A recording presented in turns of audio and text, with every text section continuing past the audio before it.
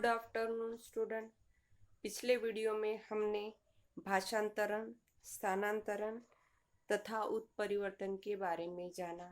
आज हम उत्क्रांति के बारे में जानेंगे। उत्क्रांति यानी कि क्या होता है? इवोल्यूशन यानी कि बदलाव, जिसको हम परिवर्तन भी कहते हैं। उत्क्रांति का मतलब क्या है? बदलाव या फिर परिवर्तन। तो ये जो परिवर्तन है कहा किस में होगा? सजीवों में। यानी कि क्या है कि सजीवों में अत्यंत धीमी गति से होने वाला क्रमिक परिवर्तन। क्या है कि सजीवों में क्या होता है? धीमी गति से जो परिवर्तन होता रहता है। यानी कि जैसे कि हम बोलते हैं कि बच्चा छोटे से बड़ा होता है, यानी कि वहाँ पर क्या होता है? विकास साध्य करने वाली ये जो प्रक्रिया है उसको ही हम क्या कहेंगे? उत्क्रांति कहेंगे। तो ये जो विकास है धीरे धीरे क्या होता है? ये धीमी गति से सजीवों में होता रहता है। क्या होता है? ये परिवर्तन होता रहता है और जिसकी वजह से क्या होता है? सजीवों का विकास होता है। यानी कि सजीवों का विकास साध्य करने वाली प्रक्रिया को हम क्या कहेंगे? उत्क्रांति कहेंगे। वास्तविक में अगर साइंस की भाषा में, विज्ञान की भाषा में अगर हम जानेंगे तो क्या है कि प्राकृतिक चयन की अनुक्रिया के लिए क्या करते हैं कि किसी सजीवों के किसी एक वर्ग के विशिष्ट लक्षणों में अनेक पीढ़ियों तक क्या होता है? परिवर्तन होने की जिस प्रक्रिया द्वारा क्या होता है? नई प्रजातियां का निर्माण होता है उसे ही हम क्या कहेंगे? उत्क्रांति कहेंगे। जैसे कि हम देखते हैं कि गुलाब का पेड़ है, सिर्फ एक ही प्रकार का गुलाब का पेड़ हमें दिखाई देगा क्या? नहीं, उसमें हमें अलग अलग प्रजातियां दिखाई देती है। जैसे वनस्पति में दिखाई देते हैं, ठीक उसी तरह प्राणियों में मछली, हमें एक ही प्रकार की मछलियां दिखाई देती है क्या? नहीं, अलग अलग प्रकार की, यानी कि उसमें भी हमें नई प्रजातियां दिखाई देती है। यानी कि बस होता क्या है कि कोई भी एक जो वर्ग है उस वर्ग के क्या होते हैं? एक विशिष्ट जो लक्षण है वो एक पीढ़ियों से दूसरे पीढ़ी में क्या होता है? उसका परिवर्तन होता रहता है। और ये जो परिवर्तन होने की जो प्रक्रिया है धीरे धीरे प्रक्रिया होती रहती है। परिवर्तन होने की जो प्रक्रिया होती रहती है और जिसके कारण क्या होते हैं कि उसमें क्या होता है? उस प्राणी में या फिर वनस्पतियों में क्या होते हैं? नई प्रजातियों का निर्माण होता है। इसलिए हम सभी प्राणी वनस्पतियों में हम क्या विविधता दिखाई देती है? नई नई प्रजातियां हम प्राणियों में और वनस्पतियों में देखते हैं। क्यों देखते हैं?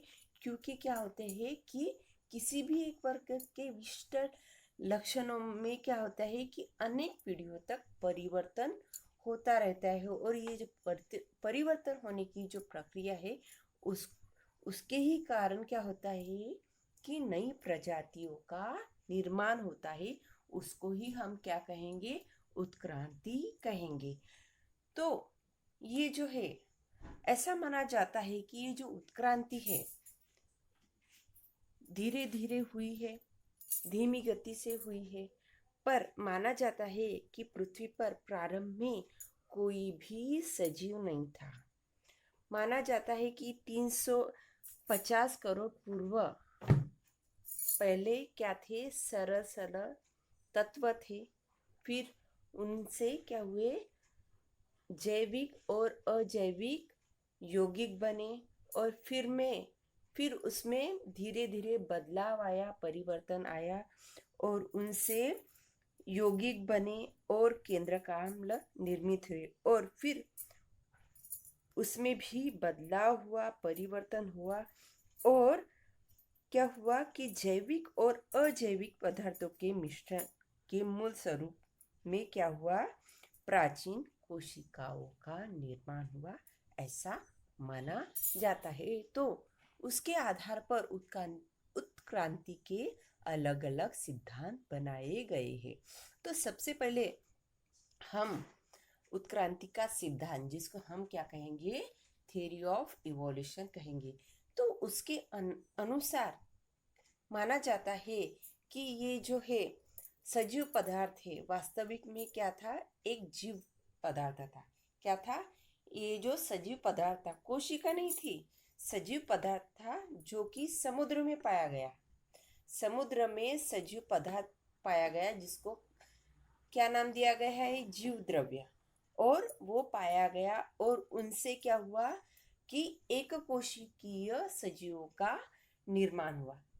क्या निर्माण हुआ? जीव द्रव्य से एक कोशिकीय सजीवों का निर्माण हुआ।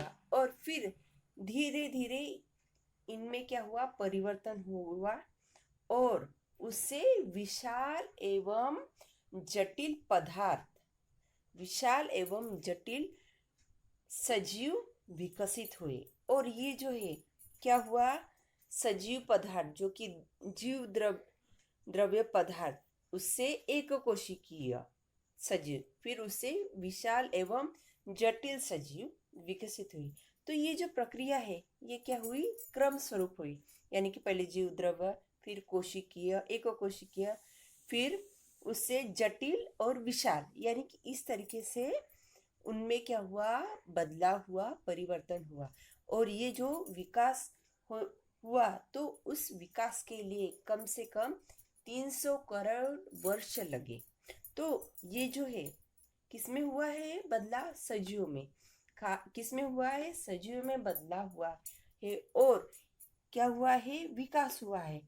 तो ये जो बदलाव है और विकास हुआ है वो क्या है? सर्वव्यापी था और सभी अंगों से सजीवों में विकास हुआ। तो ये जो पूरी प्रक्रिया है, यानी कि जीव द्रव्य से एक कोशिकीय से विशाल एवं जटिल सजीव, ऐसा जो विकास होता गया और जो विकास क्या हुआ? सर्वव्यापी और सभी अंगों से हुआ। तो ये जो पूरी प्रक्रिया है उसको ही हम क्रम विकास अथवा उत्क्रांति भी कहेंगे। क्या कहेंगे हम? क्रम विकास अथवा उत्क्रांति कहेंगे। क्यों कहेंगे? क्योंकि ये क्रम वाइज हुआ ना, इसलिए हम इसको क्रम विकास कहेंगे, या फिर इसको ही हम क्या कहेंगे? उत्क्रांति कहेंगे। तो ये जो उत्क्रांति है वो कैसी है? संगठनात्मक उत्क्रांति है। क्या है? संगठनात्मक उत्क्रांति है। तो कोई भी उत्क्रांति होती है तो उसको साबित करने के लिए किसकी आवश्यकता रहती है? प्रमाण की आवश्यकता रहती है। तो ये जो उत्क्रांति है वो तो क्या है? नियमित रूप से होने वाला परिवर्तन है। और ये नियमित तो होता है और ये अखंडित चालू ही रहता है। तो ये जो नियमित है और अखंडित प्रक्रिया है तो उसके लिए भी प्रमाण की जरूरत होती है। तो उसके लिए प्रमाण बनाए गए और उसके बहुत सारे प्रकार भी है। तो उसमें से हम सबसे पहले कौन सा?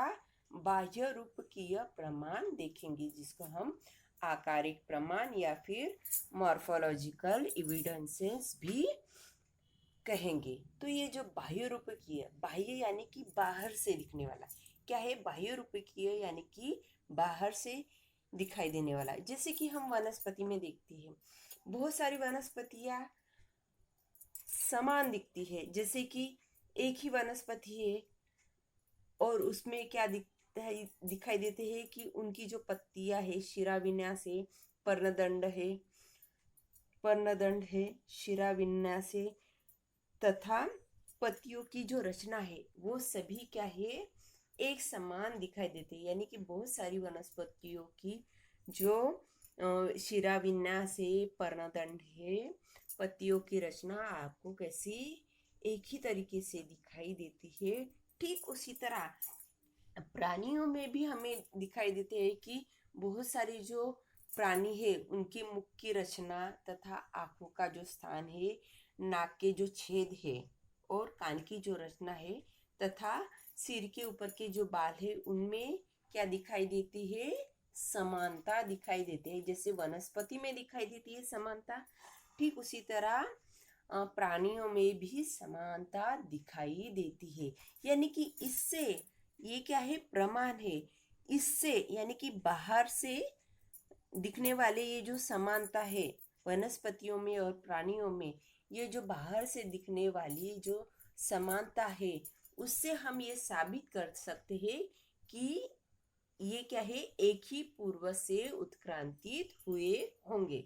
यानी कि ये जो वनस्पति और प्राणी है उनमें समानता देखने के कारण हम ये सिद्ध कर सकते हैं कि वो एक ही पूर्व से उत्क्रांतित हुए होंगे।